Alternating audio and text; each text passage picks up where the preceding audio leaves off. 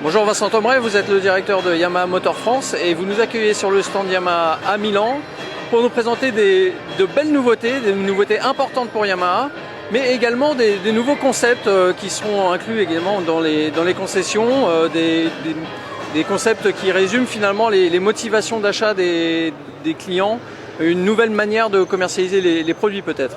Oui, tout à fait. Bonjour à tous. Eh bien, nous sommes devant ce nouveau fleuron de la marque dans le segment que l'on appelle aujourd'hui, en effet, puisqu'on parle de motivation d'achat, le segment Move.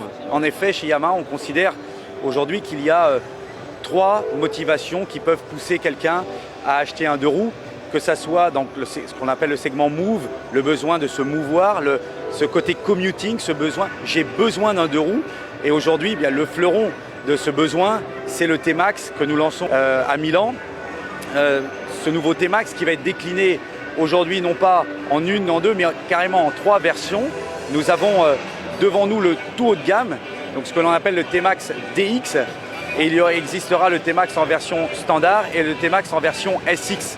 Alors en partant de l'un jusqu'à la deuxième et la troisième version, nous avons un tout nouveau véhicule qui est toujours mu avec son moteur 530 cm3, mais qui a perdu du poids, qui a gagné en autonomie et qui a aujourd'hui un ensemble, un package technologique embarqué qui est beaucoup plus large que son prédécesseur, puisque petit à petit, de version en version, eh bien, vous allez avoir sur ce véhicule, que ce soit le D-Mode, que ce soit le pilotage de l'accélérateur YCCT, donc piloté électroniquement, ce qui permet donc d'avoir le traction control, ce qui permet d'avoir petit à petit comme ça un package qui progresse avec dans le haut de gamme la bulle électrique, les poignées chauffantes, la selle chauffante et puis un système anti-vol de tracking de série. Toujours dans ce secteur Move, ce concept Move, un nouveau X-Max 300 qui a été dévoilé un peu avant Milan et qui est présenté là, pour le coup intégralement. Oui, tout à fait. Alors dans la famille Max, comme vous le savez, il y a dans la famille Max, ça commence au 125, il y avait le 250, puis le 400 et enfin le T-Max. Le T-Max, nous venons d'en parler. Et donc c'est au tour du X-Max 250 d'être remplacé par un tout nouveau X-Max 300. Vraiment tout nouveau avec un nouveau bloc moteur génération Euro 4 et qui apporte des performances et un gain et qui nous donne les futurs axes de développement, que ce soit au niveau du design ou au niveau de la technologie. Un très très bon véhicule aussi pour une utilisation urbaine et une utilisation quotidienne. Passons maintenant au secteur du race, l'univers de la course, puisque vous lancez 2 ans après la R1 une nouvelle R6 qui est particulièrement inspirée de la R1 bien sûr, mais également de la M1 de MotoGP au niveau esthétique en tout cas. Tout à fait. Alors voilà, cette toute nouvelle 600 Super Sport YZF R6 qui a, comme toute autre moto aujourd'hui, les obligations de passer à Euro 4 et donc d'être équipé de l'ABS, mais qui a aussi un package technique beaucoup plus important que cela et qui sera demain vraiment le fleuron du 600 Super Sport, donc qui sera engagé d'ailleurs, nous avons le plaisir d'annoncer qu'elle sera engagée en championnat du monde de 600 Super Sport avec l'objectif bien évidemment de décrocher le titre. Et c'est l'évolution naturelle d'une machine qui d'ores et déjà était vraiment ce qui se faisait de mieux dans la catégorie Super Sport 600 et qui s'est inspirée de cette R1 qui elle-même est inspirée de la M1 et donc on a devant nous cette toute nouvelle 600 R6 qui arrivera fin du premier trimestre également.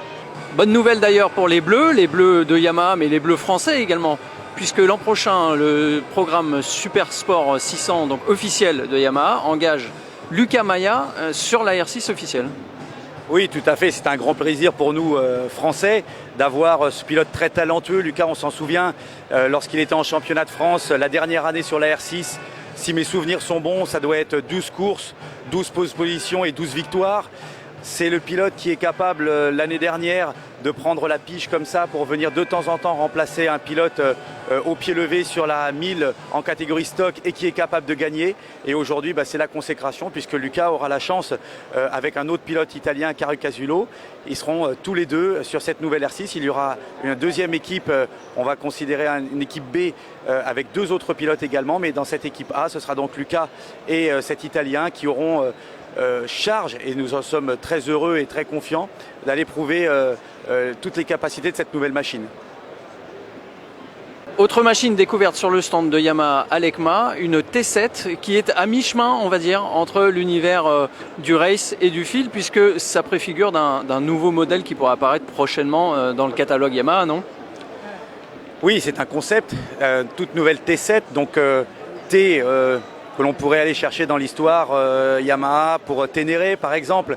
Toute cette longue histoire de l'Afrique, des pages qui ont été écrites par Jean-Claude Olivier, par Stéphane Peter Hansel et tant d'autres pilotes, ces motos aventure, ces motos de balade, ces motos découvertes, cette parce qu'elle est aujourd'hui équipée de ce bicylindre CP2 qui sert de base pour toute notre catégorie MT-07, Tracer 700, etc.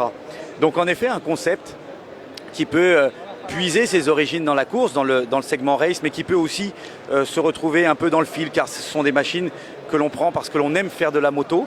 Et c'est un concept, c'est une étude qui peut préfigurer, on va dire, quelque chose sur un horizon de 2 ans à peu près.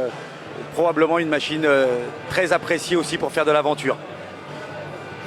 Et pour conclure donc ce tour du stand Yamaha à l'EICMA, nous terminons avec la XSR 900 Abarth qui est un préparateur de voitures qui est connu des fans de MotoGP, puisque un certain Valentino Rossi courait avec ces couleurs-là sur son carénage. Et ça a créé finalement un petit modèle, une série limitée d'une XSR 900 qu'on connaissait déjà, mais pas sous ce jour-là. Oui, tout à fait. Donc nouvelle machine, dernier segment, le segment fil, ce segment où on achète une moto parce que l'on aime la moto, tout simplement, parce qu'on a envie d'avoir une moto dans son garage et pour pouvoir la sortir dès qu'un rayon de soleil se fait sentir. Donc l'association d'Abarth, Abarth partenaire en MotoGP, Abarth partenaire de Yamaha depuis de nombreuses années. Il y avait eu, pour ceux qui s'en souviennent, une FZ1 Abarth, il y a donc maintenant 6, 7, 8 ans peut-être. Et aujourd'hui, cette nouvelle XSR 900, donc la base d'une XSR 900, un coloris spécifique, un traitement de pièces spécifiques, une position de conduite café racer, une selle aux coutures rouges du Scorpion et puis un garde-boue avant carbone, une tête de fourche carbone, un échappement à Krapovic spécifique. Donc voilà, une série limitée, quelque chose qui sera disponible en un peu moins de 200 exemplaires pour la France vers la fin du premier trimestre également. Très bien, merci beaucoup Vincent, bon salon et à très bientôt. Merci à vous et puis bon salon à vous aussi, merci.